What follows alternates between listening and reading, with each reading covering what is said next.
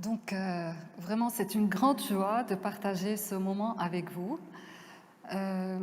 et surtout de parler de l'Esprit Saint et de l'unité. Il nous invite à vivre cette unité. Mais avant de commencer, je veux vraiment demander de nouveau l'Esprit Saint pour nous remplir tous. Viens, Esprit Saint, remplis-nous tous. Et prends-nous dans tes bras, dans les bras du Père, pour que nous puissions être remplis de ton amour, de ta grâce ce soir. Viens nous parler, viens être avec nous. Amen. Donc, on a déjà entendu qu'il y a une très belle nouvelle passée dans le monde. Oui, j'ai oublié ton nom, mais que tu viens annoncer. En fait, il y a 4 jours, l'ascension de Jésus de la terre, mais en fait, il y a autre formidable info aussi, mais c'est plus qu'une info, c'est une vérité, qui s'est passée le jour de Vendredi Saint. Donc on est à la fin et on revient à Vendredi Saint. Pourquoi? Parce qu'en fait, le Vendredi Saint, Jésus sur la croix, au dernier souffle, quand il a donné son souffle, crié et donné son souffle, Saint Matthieu nous dit « Le voile du temple se déchira en deux, du haut en bas ». Ça veut dire quoi? Le voile s'est déchiré de haut en bas. Ça veut dire que Dieu, par sa puissance d'amour, a déchiré ce voile. C'est pas nous, c'est lui, de haut en bas. Et à ce moment précis, une autoroute a été ouverte entre le ciel et la terre. Dans Romains 8, il nous dit « Rien ne nous séparera de l'amour de Dieu ». Donc Dieu, dès le début, a voulu toujours vivre en unité avec nous. Nous avons maintenant l'assurance d'un libre accès au sanctuaire par le sang de Jésus, dans Hébreux 10. Donc, nous n'avons plus besoin de faire une distance, d'avoir une distance entre nous et la Trinité. Quelle assurance! Quelle assurance pour nous, aujourd'hui, c'est le désir le plus profond de Dieu qu'on soit unis avec lui. Mais en fait, Dieu, Jésus, ils savent très bien qui nous sommes. Ils savent très bien que nous, par notre force, c'est impossible de communier, d'avoir cette unité en lui. C'est pour cela qu'il nous a envoyé l'Esprit Saint. L'Esprit Saint, il est venu en nous, il habite en nous pour faire cette unité, cette communion entre nous et cette Trinité sainte, pour nous élever, pour nous conduire sur cette autoroute et nous mettre tous les jours dans les bras du Père. Est-ce qu'on peut imaginer qu'on est vraiment dans les bras du Père? Que son amour tendre, merveilleux, nous protège chaque jour. Il est avec nous, il nous donne cette chaleur du cœur dans notre quotidien. Et cette unité, en fait, c'est pour nous rendre plus libres. Cette unité, avec cette liberté, nous donne la joie. Donc si on cherche la joie dans notre vie, il n'y a pas d'autre moyen. La seule joie, c'est Dieu lui-même.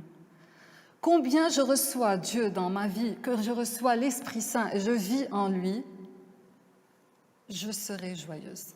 Donc, on ne peut pas chercher d'autre. Ne perdez pas d'énergie. Et je dis à moi-même aussi, parce qu'il faut que je dise ça tous les jours. Remplis-moi de ton Esprit Saint. Aujourd'hui matin, je suis levée et j'avais un mauvais rêve. Et peut-être parce que je vais venir parler ici. Donc, j'ai senti, non, viens Esprit Saint, fais-moi oublier ce rêve et donne-moi ta paix, donne-moi cet amour d'aller venir ici avec amour, parce que c'est toi qui m'as demandé. Donc, c'est ça, habiter dans l'Esprit Saint, pour être en unité et pour partager cette joie parfaite. Et j'aime bien... dans la Bible, sur cette autoroute, le Seigneur nous donne une voiture qui s'appelle 4x4. Vous savez, 4x4, elle peut monter dans les montagnes, passer partout. Donc c'est Philippiens 4x4. Réjouissez-vous du Seigneur à tout moment, dans les moments difficiles et dans les moments joyeux. Donc à tout moment. Donc maintenant, on a l'autoroute, on a la voiture. Allez, on peut aller ensemble dans cet épître d'Éphésiens que saint Paul nous a donné. En fait, saint Paul, imaginez sa situation. Il était où? En prison. Et malgré ça, qu'est-ce qu'il est en train de dire? Il prend souci parce qu'il veut notre bien, il veut le bien de tout le monde et il nous supplie de vivre cette unité. Il nous supplie. Donc, qu'est-ce qu'il dit Paul? Menez une vie digne de l'appel que vous avez reçu. Menez une vie digne de l'appel que vous avez reçu. À quoi on est appelé? On a dit à la joie, à la sainteté. Donc, il nous appelle à la sainteté. La sainteté, même si je reprends, c'est l'unité entre nous et la Trinité. Donc, je vous appelle, il nous dit, une digne de l'appel, une vie digne de l'appel. Donc, c'est un appel, ça ne vient pas de nous, ce n'est pas un effort personnel que moi-même je cherche. Moi, je veux chercher l'unité. Non, on se trompe. C'est un appel qu'on reçoit du Père, donc c'est une grâce donnée par Dieu. Mais nous, comment on répond oui à cet appel? Comment répondons oui à cet appel?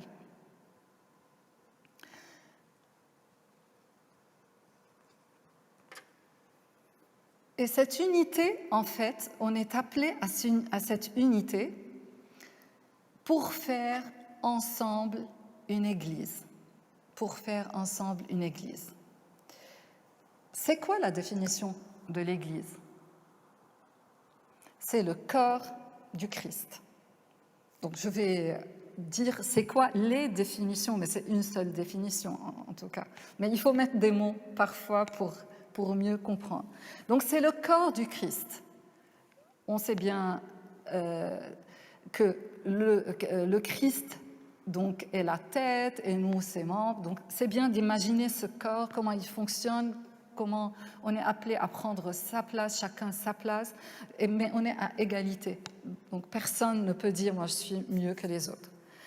L'Église est l'épouse du Christ. Donc Jésus, il est amoureux de son Église. L'Église est le temple du Saint-Esprit, mais l'Église est aussi moi, toi et chacun de nous. Donc nous tous, on formons l'Église. Nous formons l'Église.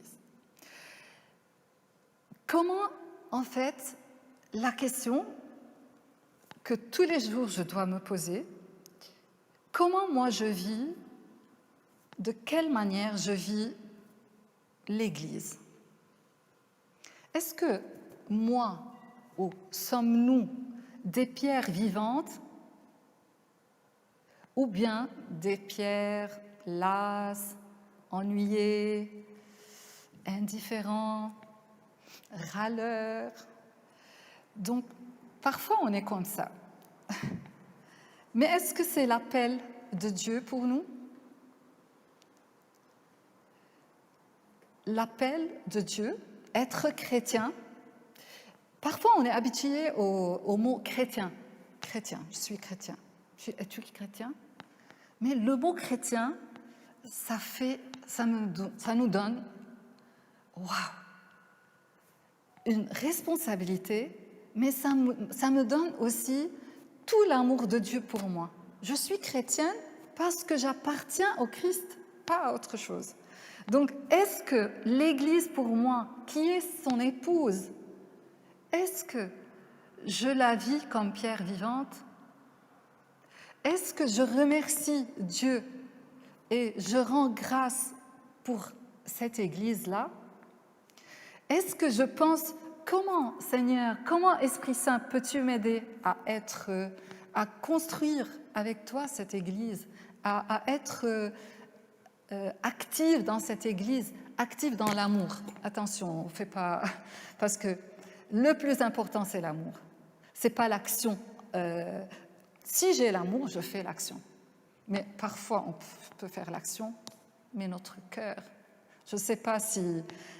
Qu'est-ce qui me fait à faire des choses? Parfois, c'est mon égoïsme, même si je suis dans l'Église. Donc, c'est très bien de voir, oui, il est où mon cœur?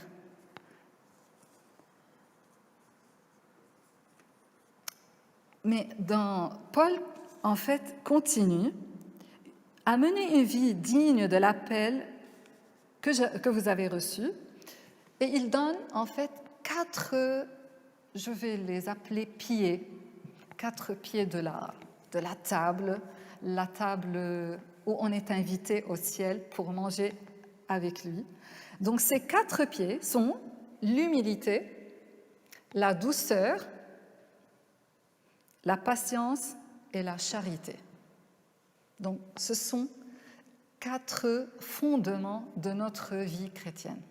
C'est ça, être chrétien.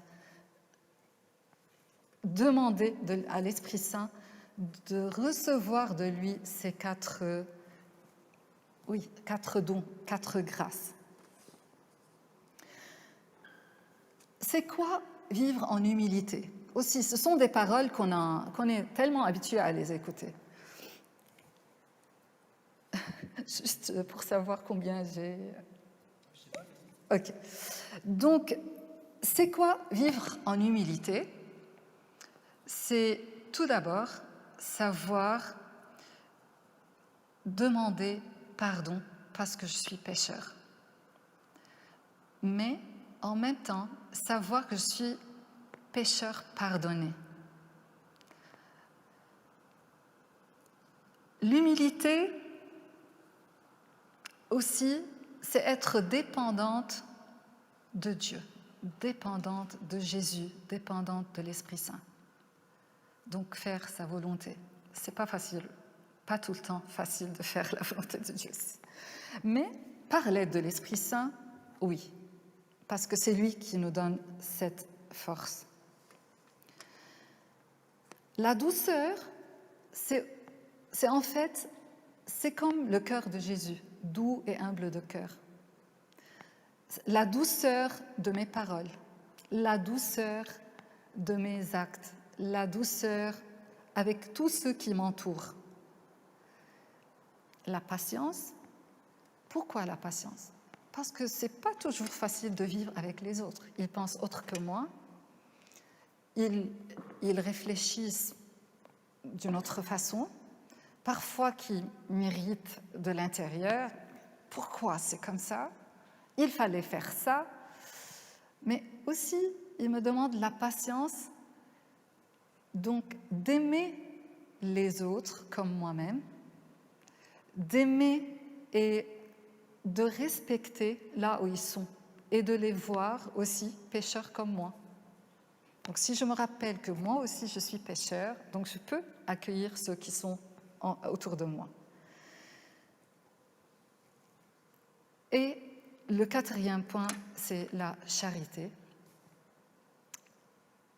Donner ma vie pour les autres. Donner ma vie pour l'Église. En fait, ces 4 pieds au fondement, c'est une conversion de cœur. C'est ça ce que l'Esprit Saint veut faire en moi. Il va changer mon cœur, qui était en pierre, et me donner à sa place un cœur vivant, vivant de son amour, vivant de la joie. Donc, on va appeler ça les vêtements de grâce. Donc, ces 4 pieds, ce sont les vêtements de grâce qu'on doit porter pour aller dans cette voiture et pour aller sur cette autoroute en haut. Donc, si je peux vivre cette conversion de cœur, parfois il faut aussi accepter nous-mêmes, accepter les autrui, mais aussi accepter nos défauts, accepter nos faiblesses et demander pardon à Dieu, mais aussi aux autres. Donc, c'est ces fondements dont saint Paul nous invite à vivre, et c'est notre rappel pour pouvoir vivre l'unité.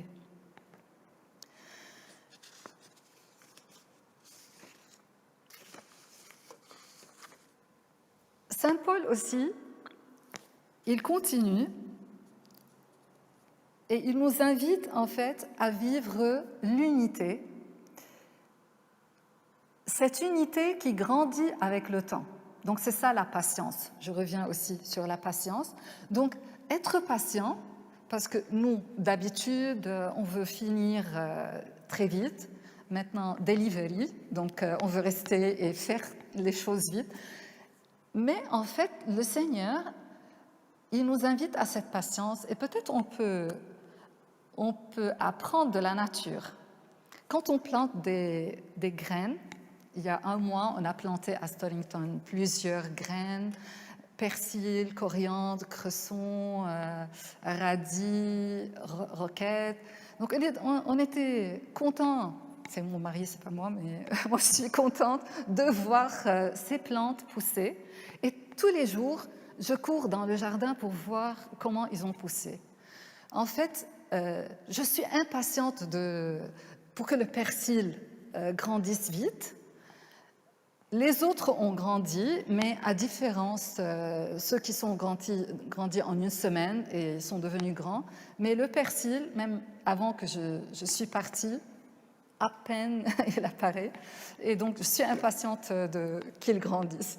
Mais c'est ça, avec notre vie, on est appelé à cette patience, de dire « Esprit Saint, donne-moi la patience, donne-moi cette patience parce que c'est ton temps, c'est pas mon temps. » Donc, quand on parle de la patience, ici, je vais parler un peu plus de l'unité des églises, parce que j'ai parlé un peu de l'unité personnelle, comment être uni avec Dieu, qui va me donner l'unité personnelle en moi-même, savoir que je suis, qui suis-je, et me donner, recevoir mon identité de lui en tant que fille, et puis comment être dans mon église locale, accepter les autres, accepter tout, et être une pierre vivante.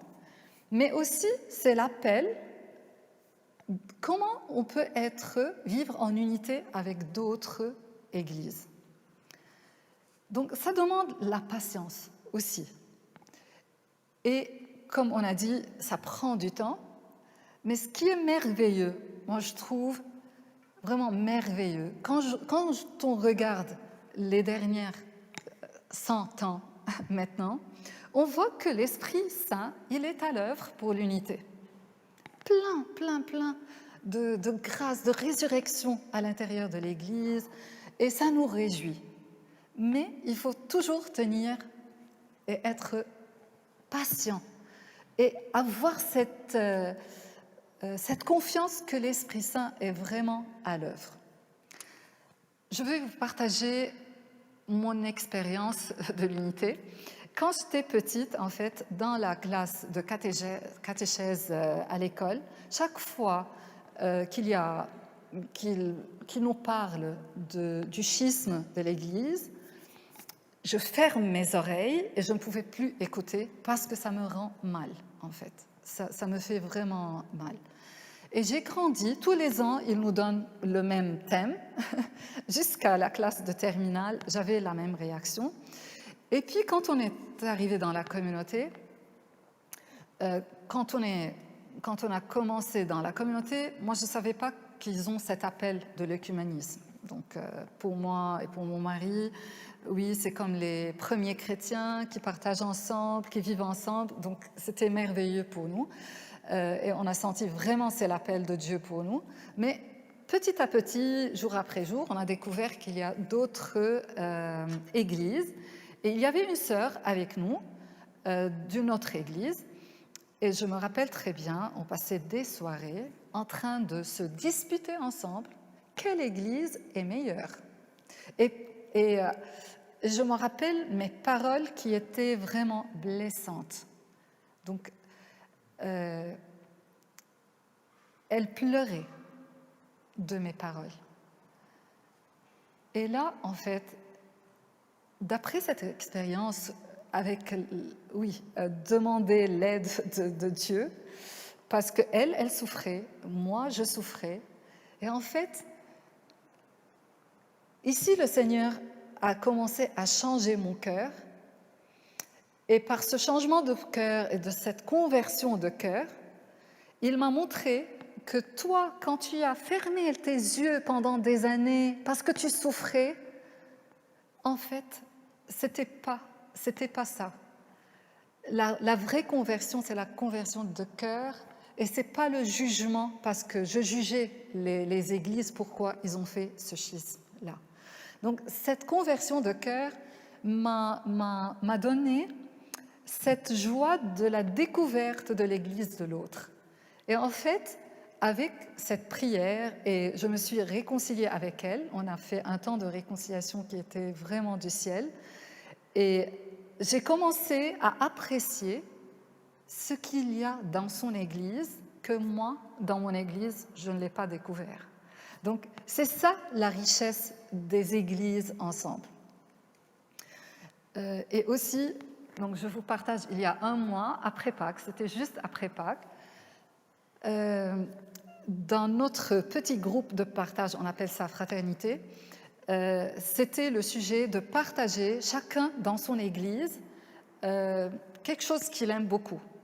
Et en fait, on était orthodoxes, maronites, catholiques, anglicans, et tous ensemble, on partageait la joie de Pâques, mais les richesses de nos églises. Vraiment une grande joie d'accueillir et de voir combien c'est merveilleux d'avoir toute cette richesse dans nos églises. Donc ici,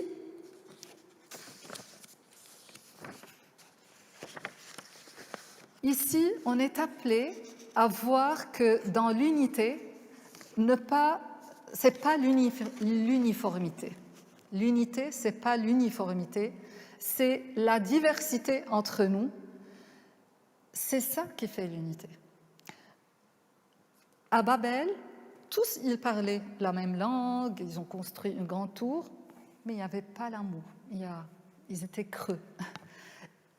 À Pentecôte, l'Esprit Saint, quand il est arrivé, tous parlaient plusieurs langues, mais tous, ils ont la même langue d'amour.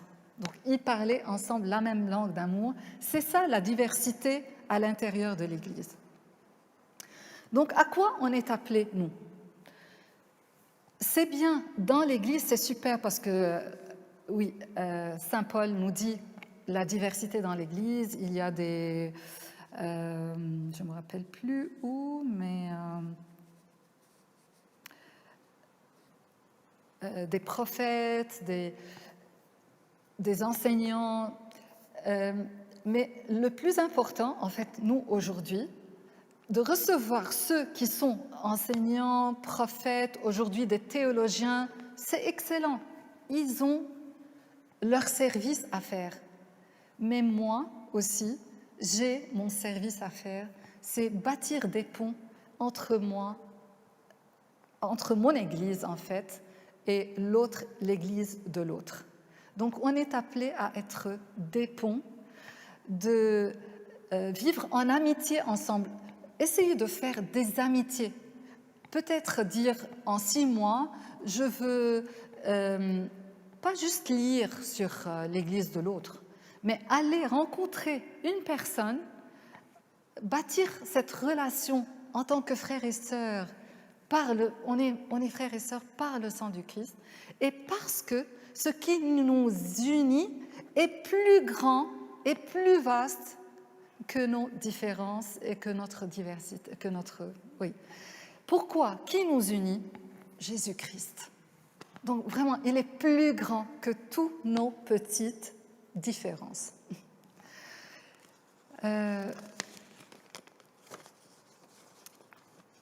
Donc je vais finir par cette idée-là. Pourquoi on est appelé aussi à l'unité? Parce que notre monde, il en a tellement besoin. Notre monde souffre, et il a besoin qu'on soit ensemble, unis par cet amour, parce qu'il nous a dit dans Jean 13, quand vous êtes ensemble, c'est à l'amour qu'ils connaissent que vous êtes mes disciples, que vous êtes mes enfants. Donc, travaillez ensemble. J'aime beaucoup cette phrase de Père Laurent, le fondateur de la communauté. Tout ce que nous pouvons faire ensemble, faisons-le. Donc, de différentes églises, tout ce qu'on peut faire ensemble, faisons-le. Travaillez pour la justice, mais aussi prier ensemble. C'est ce qu'on fait aujourd'hui. Donc, je suis sûre, aujourd'hui, le ciel est ouvert à grandes portes, parce qu'on est ensemble. Je ne sais pas de quelle église vous êtes, mais oui, ce qui nous unit, c'est Jésus-Christ. Donc, faisons ensemble ce que nous pouvons faire pour notre monde, parce qu'il en a tellement besoin. Je vais terminer par la prière qu'on prie tous les jours dans notre communauté, mais c'est donné par l'abbé Paul Couturier. L'abbé Paul Couturier, il vivait à Lyon. Mais en priant, avant de commencer, il y a une phrase qui dit « Que ton Esprit Saint nous donne d'éprouver la souffrance de la séparation ». Donc on est peut-être demander cette grâce de souffrir et de ne pas s'habituer qu'on soit divisé, qu'on souffre avec cette division, parce que Jésus lui-même souffre, parce que Jésus lui-même, avant de mourir, il nous a dit, c'est sa dernière prière, que tous soient un. Donc désirez cette prière et demandez cette séparation, cette souffrance de la séparation. Jésus-Christ, qui a prié pour que tous soient un, nous te prions pour l'unité des chrétiens, telle que tu la veux, par les moyens que tu veux. Que ton esprit nous donne d'éprouver la souffrance de la séparation, de voir notre péché et d'espérer, au-delà de toute espérance. Amen.